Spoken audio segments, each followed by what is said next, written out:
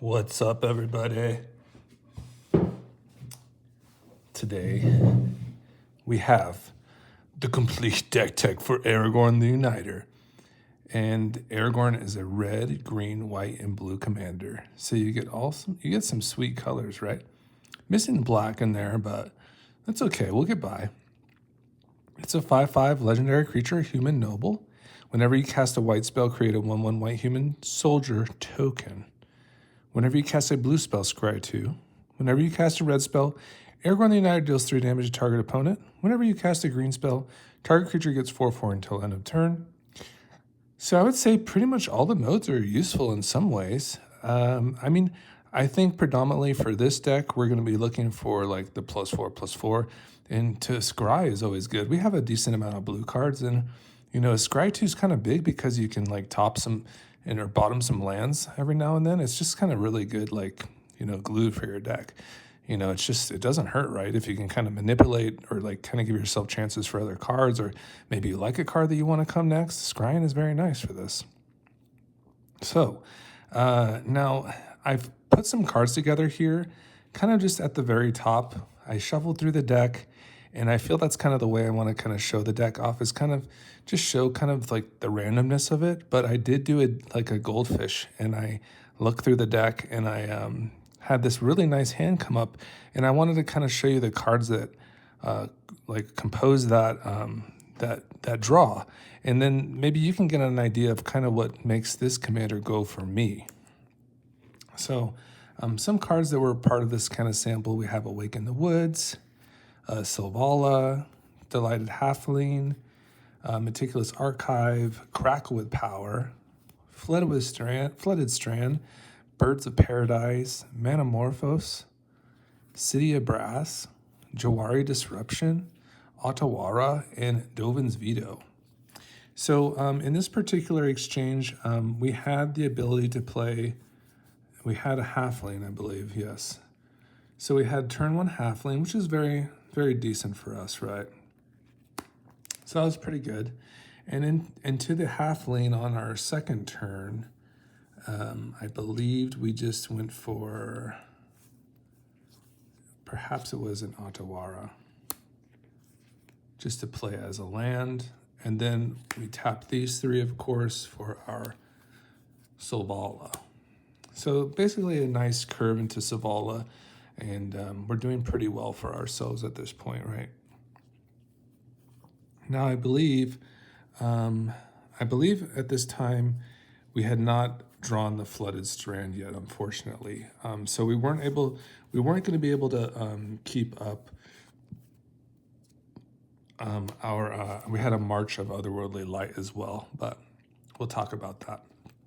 So basically, unfortunately, we had to go like a Meticulous Archive, or we casted Aragorn, of course, with the mana here. Basically, Selvala produces 2 mana. The Lighted Halfling produced an additional mana, so 4 mana for Aragorn. So we have the mana for that, and Meticulous Archive for our land for the turn. So still doing now pretty well. We're setting up for like a pretty big turn with Aragorn. So basically, like the main things I kind of want to illustrate here is that you have Selvala and Aragorn, and this is a great team up. And the reason why is because when you cast a green spell, Selvala can give like +4 to +4 to Aragorn, and then you could tap Selvala for a 1 and a tap and create 9 mana essentially, which is just a phenomenal curve. You're just skipping your curve by like, generations. It's exactly what you want to do. So there was an interesting sequence because what we were able to do, which was kind of amazing, is I believe what we're going to do for this turn is we were going to lead with a Manamorphose. So essentially we could tap like a City of Brass and one of our other, like Otawara, for instance, or even our Meticulous Archive. Probably keep the blue open for Archive. And then with Manamorphose, basically it's really good cantrip for Aragorn because you can add the power to Aragorn, do the 3 damage, of course, from his effect, and then add 2 of any color to your mana pool, and then draw a card. So for instance, we go ahead, in this turn, we go ahead and cast Manamorphose, add those 2 mana combinations, set off Aragorn, make Aragorn 9 power, And then, of course, we draw into the Bird of Paradise, which is amazing. And what we're going to be doing from there is we go ahead and cast the Bird of Paradise, which is really good for us. And now we can use for the Manamorphose, we probably create green because we also have an Awake in the Woods in our hand, which is also like an amazing card, of course. So we're maybe perhaps planning on casting maybe an Awake in the Woods here as well, depending on like how we want to go here. Just we can keep our mana open. Like I even have a Dovin's Veto, so you'd probably maybe even consider like doing like a green white, because we have the Meticulous Archive available to hold this up, which would be fine as well.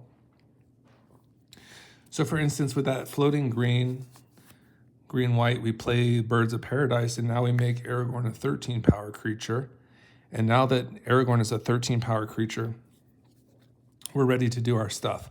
Now the choices here, and that's why I really kind of focused on the X spells, because I wanted kind of like spells that didn't really have a limit to like the possibilities, because especially with like Selvala and Vadrik, we're going to be able to like beef up these cards and really reduce the cost of our spells and do more stuff with them. So, I mean, having a card like Awake in the Woods or Crackle with Power here are just phenomenal, and that's exactly what I had. So, for instance, what we could do here literally is we could basically tap Selvala for all that mana, right? And we could like basically cast a huge Awake in the Woods, which would, we could basically tap it Selvala for 13 and create this many Dryads. So that would be a definite option. You would have to have green for Selvala, so there may have been a way to like hold up green, like by tapping our archive and keeping our bird available, with the Manamorphose. So that would have probably been the play, just so we could like keep that open for Selvala. And then we go ahead and cast this for like, and make our, 11 Forest Dryads. And that's amazing, right? That's like a good play combo. Like we might not want to just spew that 13 mana into Crackle, because that would be, I think it would be like 45 damage divided by 3, right? You do 15 to each opponent, which is a decent rate, right? But we could probably just kind of hold off for the next turn and then, perhaps, draw another green spell and still have those Forest Dryads, and then maybe cast a Crackle for like, with those Forest Dryads and the mana we have available, we could probably sink in like X is 4, right?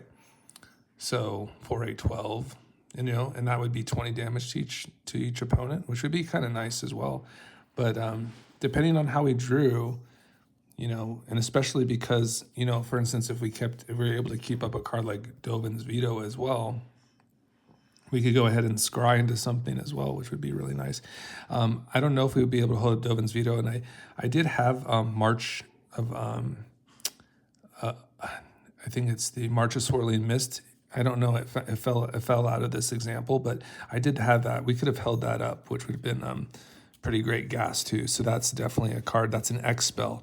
So there's definitely an X theme here, and just the point is that we're just, putting lots of mana on the battlefield with these X spells and having like really great possibilities with these really fantastic X cards and these cards that really benefit from that +4/+4 from Aragorn. So essentially that's kind of like the gist of the deck.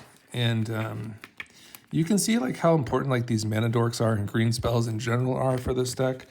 I mean, I think you kind of fall out of that Soul Ring kind of, archetype in favor of more green spells, more green centered ramp. And there's also cards we play here in general, like other X spells that just really benefit from us not playing artifacts. Like for instance, like Meltdown is in this deck. Like we play a ton of X spells. So we can just kind of like go through these X spells just kind of, as we go. And you'll see some X spells here that are just fantastic. Silver Scrutiny was like a very big draw spell. Electro Dominance will do damage to a single target by you sinking mana into the X. And then based on the X, you can cast a card from your hand without paying its mana cost. It's fantastic for us. All right, and this is just kind of the cards. They're very power-centered, very power-focused, so really benefits from the Aragorn +4 effects. So you'll see that these cards have been shuffled already, so we just have all the nice spells, all the multi-face lands, some nice counter magic along the way. What a beautiful World Soul's Rage this is. Just absolutely phenomenal card. Really good for your fetch lands. On curve, like it kind of acts like a removal spell and like a rolling, like I could say, like primarily like a roiling regrowth, where you're just, taking like 2 lands from your graveyard or a land from your graveyard in your hand and then putting it directly on the battlefield tapped. Kind of has that effect, right? Where you could also like maybe take out a mana dork. So we just really like World Soul's Rage like immensely, especially with all our fetch lands. And really maybe the surprise, maybe you're on your way, well, what's the X card for? Maybe you could guess, like, what's the new like person on the block that like loves X spells, and happens to be in these colors. You'll see. We love Uro as like just a solid like 3-drop. We will play Annie Joins Up in this deck to like double our legendary triggers. So we love Uro. Sparrow's Headquarters, Seagate. And we have the beautiful Kamigawa basics in here. They're just gorgeous. Here's a Tyvar Stand. And Expel, of course, just a nice protection spell. And can also maybe be a good finisher for us. Here's Meltdown, just a sweet, sweet card that just like takes out all the artifacts, basically. Just is like basically kind of like a Vandal Blast, right? Cavern of Souls to just give us some kind of, interaction on a land, which is very cool. It's like let Aragorn come on the battlefield. I have a lot of humans in this deck. Ragavan, just to kind of be like Ragavan and like, get in there and give us some value, some treasure, some acceleration. Swords is like a nice removal spell. This is like one of my favorite cards in the deck. We have so many wizards in this deck, and they just love this card. Just like dealing 5 damage to a creature, and then like drawing 2. Also, the flexibility of like destroying an artifact is pretty fantastic, right? We really love this with like our Dreadhorde Arcanist, just to cast this spell early, and then get it back with the Dreadhorde Arcanist when it's buffed by Aragorn. It's this ultimate value. Escape to the Wilds, just a fantastic red-green card. Just can't tell you enough about it. Just lets you ramp a little bit, lets you get a lot of looks at things. It's just a great Mizzet's Mastery hit. It's just everything we love. Has green in it to buff Aragorn. Here's our 3 visits. We're, one of those nice ramp spells that will give us a force card and just put it on the battlefield. We love that. Now, those cards are even more exceptional because we play cards like Ral and Baral, which are going to like reduce the cost. Like paying 1 green for 3 visits is just amazing. Just some, these are the Surveil lands. I think we have just about every color Surveil land in this deck. It's just exactly what the deck is looking for. Just get some lands into our graveyard every now and then and kind of gives us that selection. We have the commander lands in here, which are just nice choices for us. Gives us some good selection in our mana. Here's Syncopate, a nice X spell that acts as a counter spell. Fantastic. They counters the spell unless the opponent pays X. Valid Recovery to get into our graveyard and give us some cards back when we need them. Just once again, really good with our cost reducer wizards. Aaron Mesa, this is a fetch. So we have some nice fetch lands in here in the colors. Commercial District, this is another Surveil land, beautiful lands. Treasure Cruise to get into our graveyard, give us that value. Give us that value out of our graveyard and draw some cards. Here's March. I don't know how this came out of my opener, but I did have that included as well. And it was perfect because, we could hold up March there that on that Awaken the Woods turn and really set up for that huge crackle with power, right? Here's Polluted Delta. Nature's Lore to go along with the 3 visits, just those nice green ramp spells. A beautiful green Kamigawa forest here. Gorgeous. Here's Ral the Monsoon Mage, and it's that great mythic, right? Where it's just going to reduce our instants and sorceries. Fantastic. It's like a ruby medallion for our instants and sorceries. And of course, it has that flip as well, where if you cast an instant or sorcery, you flip a coin, and then you may flip the Ral if you win the flip, if you like. And there is Ral. And you can still reduce the cost of your spells if you want by doing the +1. You can divide some damage up and draw a card if you control another blue permanent, which is amazing. And then it also has that -8 if maybe you stormed off that turn and, you know, got his loyalty up pretty big to its ultimate, which is basically exile the top 8 cards of your library. You may cast instant or sorcery spells from them among them this turn without paying their mana cost. Would be amazing.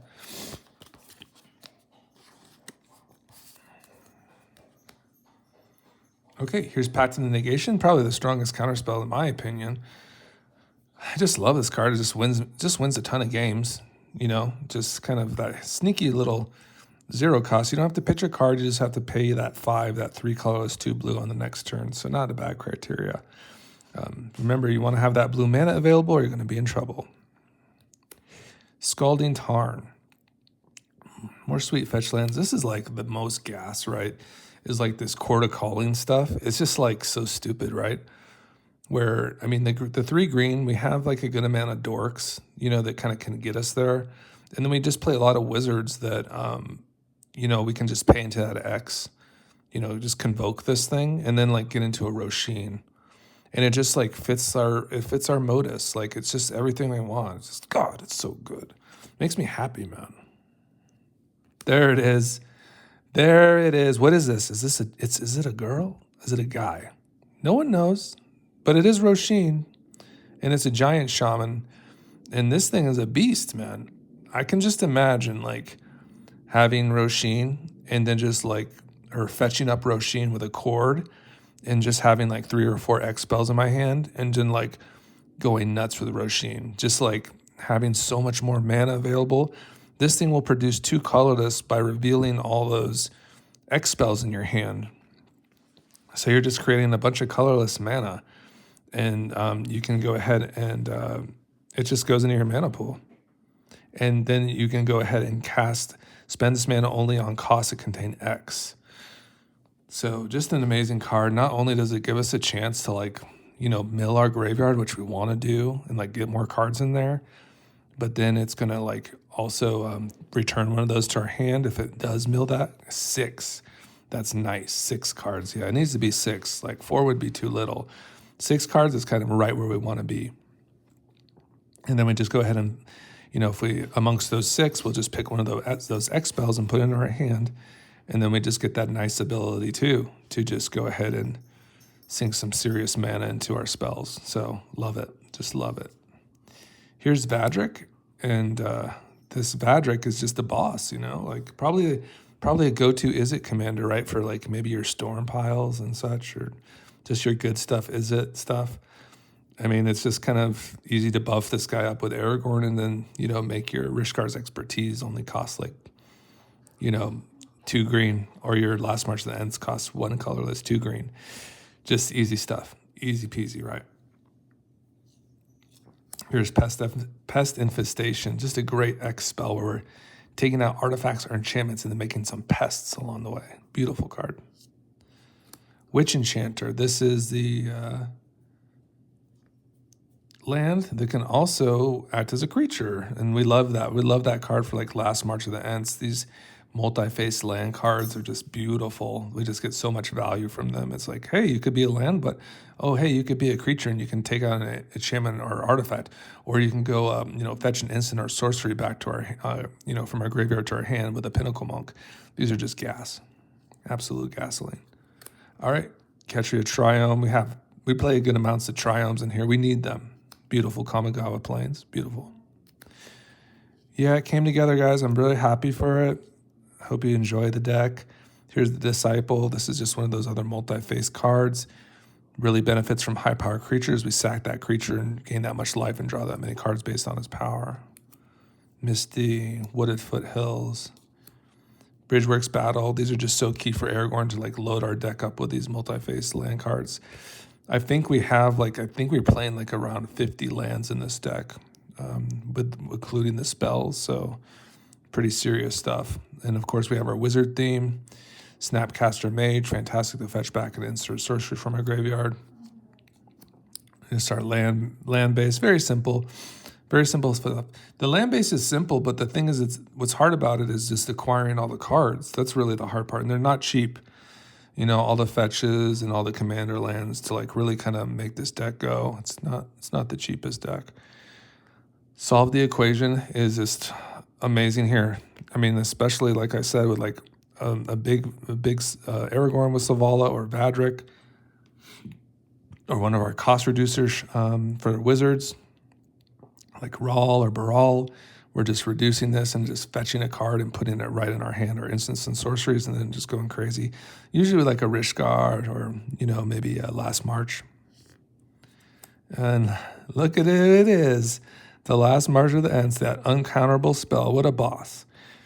Yeah, we're going to make Aragorn strong. We're going to draw a bunch of cards. We're going to slam our creatures on the battlefield. It's just great stuff. Lots of value here. Chandra, just that big stuff. Just when you think about Chandra, it's just like big stuff. Copy our X spells. Copy our instants. Copy our Last Marches, whatever. Just copy them up, please. Copy our instants and sorceries. It will copy it. You get to do this once a turn. You can do this on your opponent's turn. We'll copy an instant, of course. You can add this combination of colors for, just to go in your mana pool in general. You can exile the top 5 and take a look and pick one of those out. I think it's 2. Exile the top 5 cards of your library. Oh my God, you can just cast instant or sorcery spells from among those exiled cards. It's amazing. And then Chandra Hope's Beacon deals X damage to each of up to 2 targets, so it can also be removal. Jetmir's Garden. Annie Joins Up has to be one of those Ultra All-Stars. Probably maybe this is the speculation card, like the real, true speculation. Like if Roaming Throne is so serious, perhaps the Annie Joins Up isn't so narrow, right? Because it just hits all your legendaries. I mean, Tribal is good for Roaming Throne, but Annie Joins Up is just good for, it's like basically a similar card for your legendaries. So maybe this is the card. And people have talked about that before. I think it's great in Standard with Marchesa. So if you're out there in the Standard world, I really think just Annie Joins Up with Marchesa removal Tribal. Like for instance, your Go for the Throats cut downs with Annie Joins Up, in that kind of 5-colored shell. I think it's just crazy good. I think it's just absolutely crazy. You're just getting so much value from it. So I really like Annie Joins Up a lot. And then we got Kazul's Fury, of course. Baral, Chief of Compliance, is that really nice wizard there, right? Just a nice cost reducer. When we counter a spell, we can actually draw and discard too. So that's a nice little effect for Baral. Good body, 1/3 right there. Kind of hard to deal with. Veyran, this is just like our Roaming Throne for all our friends. Just basically, if we cast or copy an instant or sorcery spell that causes a triggered ability of a permanent you control to trigger, that ability triggers an additional time. So that would be very good for Aragorn, of course. Here's March of the Otherworldly Light, probably our weakest X spell, to be honest, but it is an X spell regardless, and it is something that can act as a removal in those really tough spots. If you do have to pitch another white card, you can play this, and you pretty much hit most things, right? So that's nice. Exile target artifact, creature, or enchantment with mana value extra less. Really good against man lands, especially. Tokens, of course, really kills those tokens.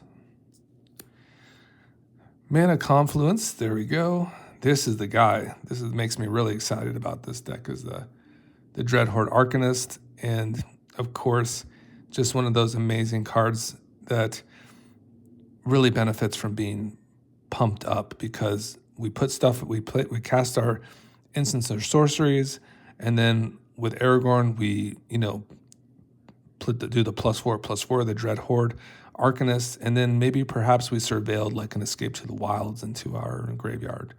And now Dreadhorde Arcanist is swinging as a 5/8 or a 5/7, excuse me.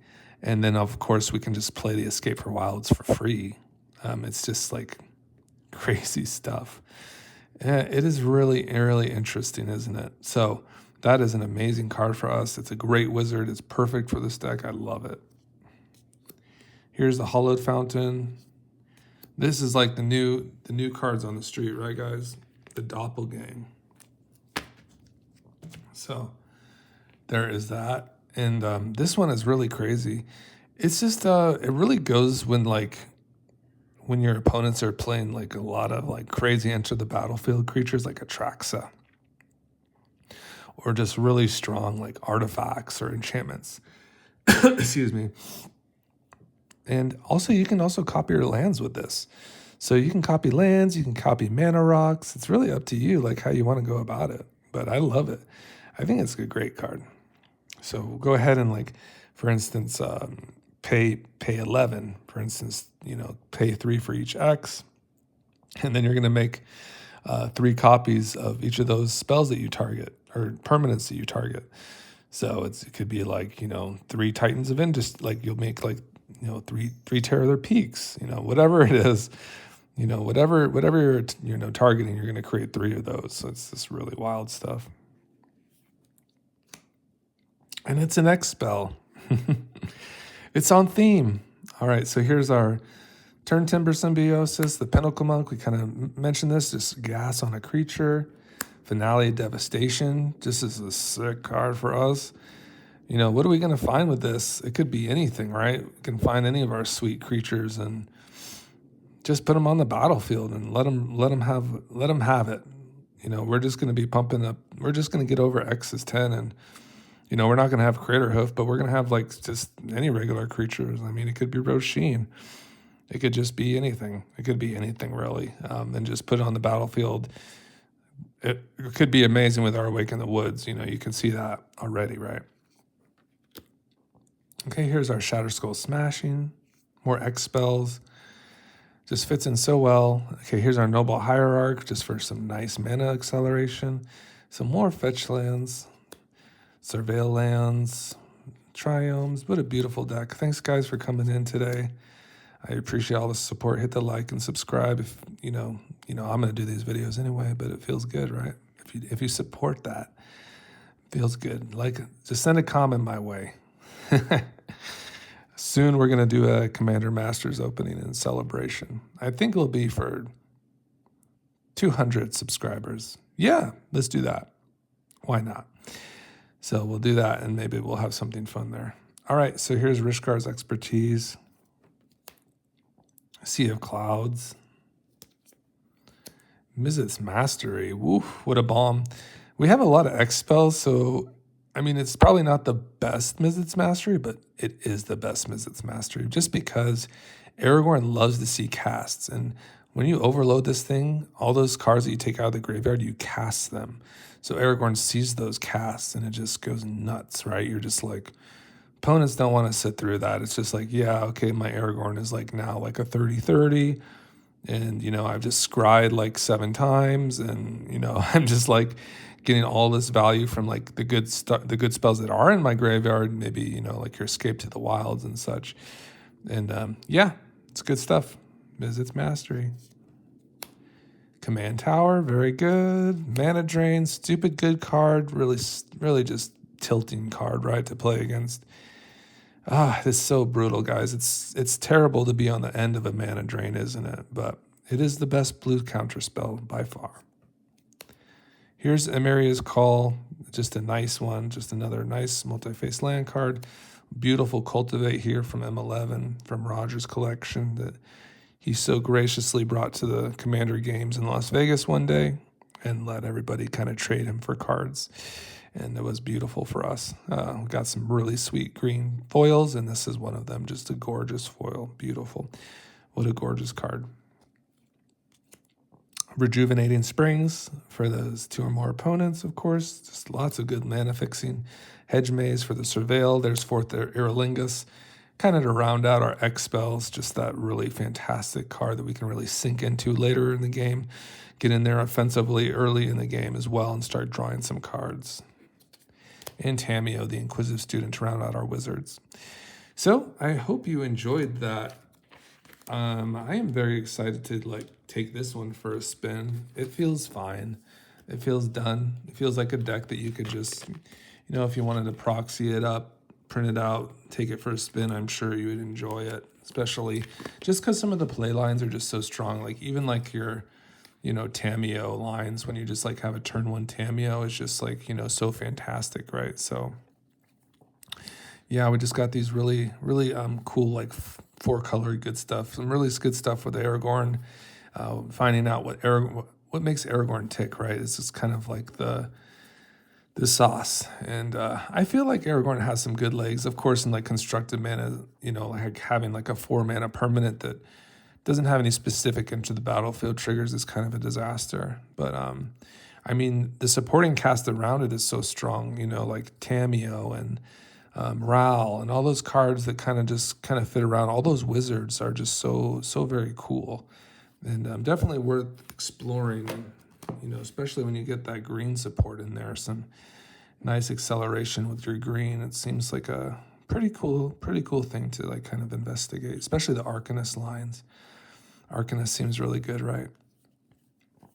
Arcanist Aragorn combo, and he joins up. Yeah, these are just nice, really nice, powerful interactions here, and you can kind of really get, kind of swept up in the game sooner than later. Just be really ahead on cards, and or really be putting a lot of pressure on your opponents very early. They'll have to be searching for answers or have to find an answer. They're going to be in very big trouble. So yeah, I just love it, guys. I just kind of like how it turned out. I did search like the internet because I was like kind of hitting a wall. I had like the Soul Ring, Arcane Signet, and Chromatic Lantern. And Chromatic Lantern is very good, but it just kind of added up where, the green spells are reduced by our wizards. And like, having a Nature's Lore or 3 visits seems appropriate for us. The Cultivate seems appropriate because we're going to be playing a couple basics in here. And, that along with like playing a card like Meltdown too, just kind of solidified like my direction for the deck, and me going like very, very green centered in this particular build. So I hope you guys got some inspiration from that one. That is Aragorn the Uniter. Have an awesome day. Bye-bye.